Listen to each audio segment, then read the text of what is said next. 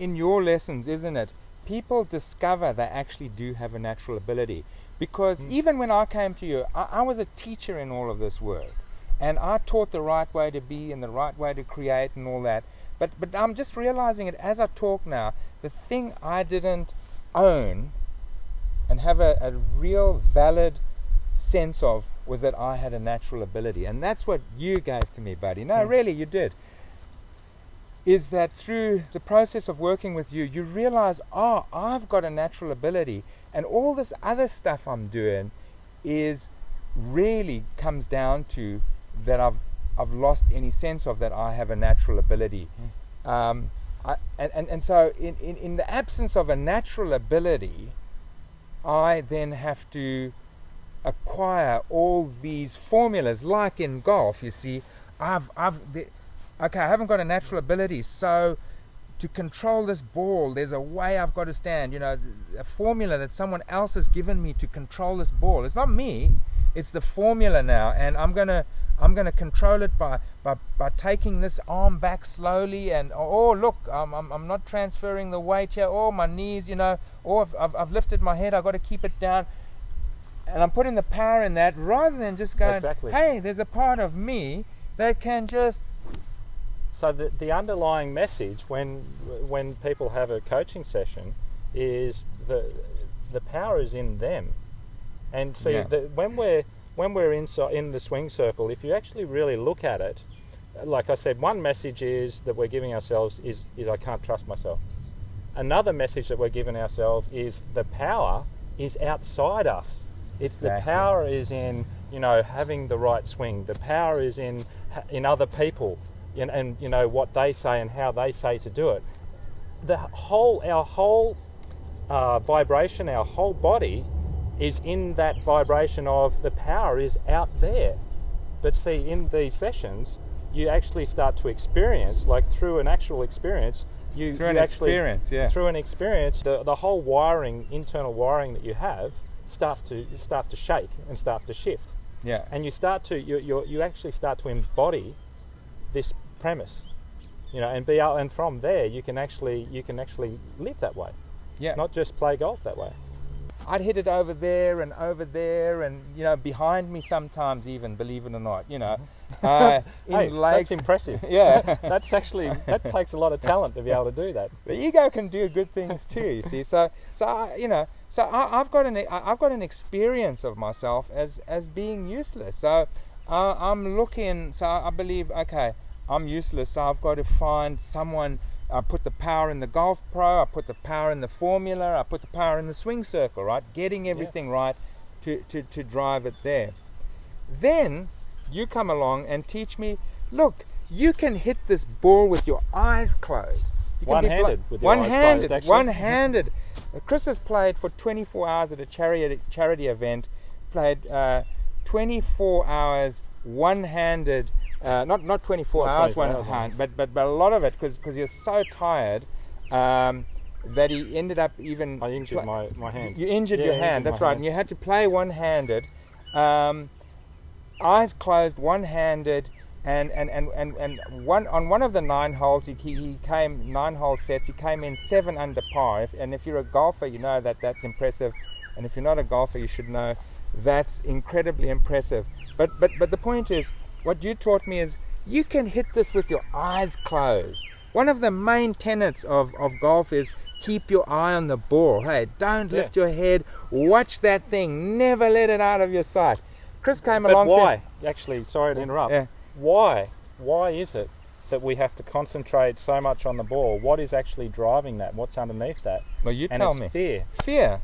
We're afraid. See, golf it reflects aspects of ourselves and how we are in life, and see that sort of focus. We're really trying to concentrate on the ball and make sure that we hit it. But the reason why we're concentrating so much on it is because of fear. We're afraid we're going to miss it.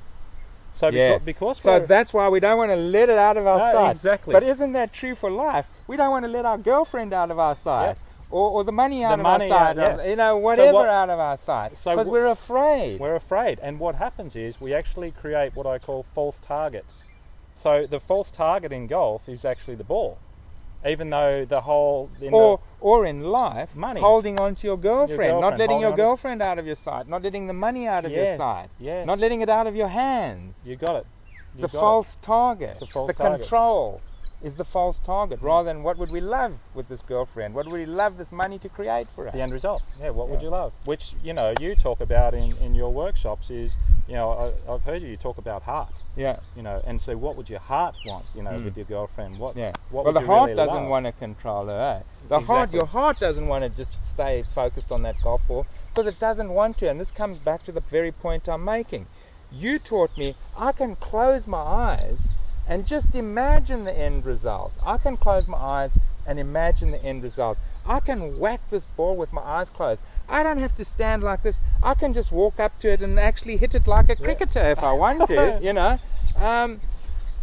I have a natural ability, and you know, I went from being useless at golf to having pinpoint precision accuracy. Doing what I thought was the impossible up until then. And that taught me that I have a natural ability that can take me from being confoundedly useless to being extremely, efficient, successful. Successful, yeah. Unlimited, too. Unlimited, brilliantly. And this is, so we have, you see, this is the point I want to make here, Kris, and you guys, magicians, is we have a natural ability that is brilliant. And you know, using the golf metaphor, it can take a ball from this point and land it precisely 180 meters away where we want it to land.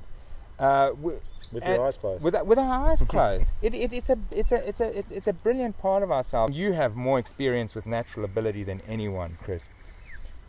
I mean, if you hand over to your natural ability, are beliefs a problem? Are negative beliefs a problem?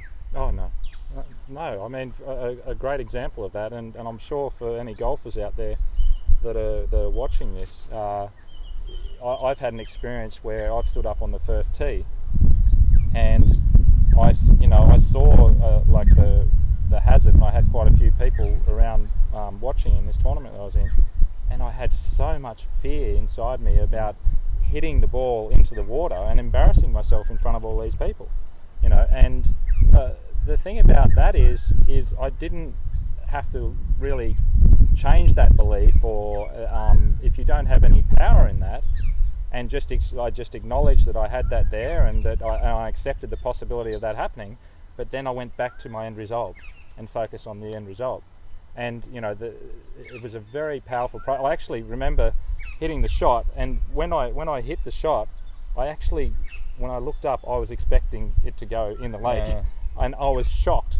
You know, I hit you know, like it's like a frozen piece of rope. The ball was on a frozen piece of rope straight down the middle of the fairway. Yeah, I can relate to that. You know, and but see, we tend to think that we've got to change all those beliefs. You know, the power's in those beliefs, and so we put so much power in that we've got to change all of that. But when you live by magic, you can, those beliefs, it doesn't really matter. It doesn't stop you and restrict you or limit you from creating the end result that you'd like to create. But that's the joke, isn't it? Because you see, they're basically assumptions about our separation, aren't there? And just like that, you've got negative beliefs is just another assumption of a false target. I'd have to get rid of these negative beliefs, you see. That becomes a false target. Well, that becomes a false target. Get rid of the negative beliefs. And then you're in the swing circle again, and you're not out there anymore.